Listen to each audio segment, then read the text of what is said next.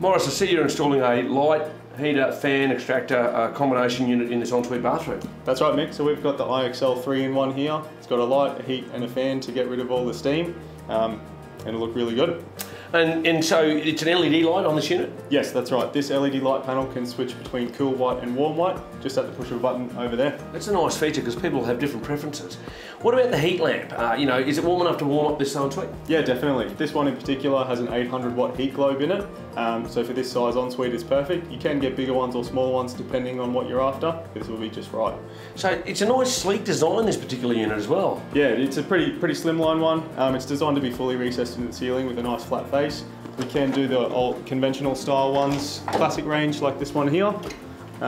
But for this bathroom in particular, we're going to be going with the slimline. Yeah, it's going to suit this property, isn't it? Definitely. Absolutely. So one product, 3 functions, it looks great. Mate, fantastic work. Let's get it in.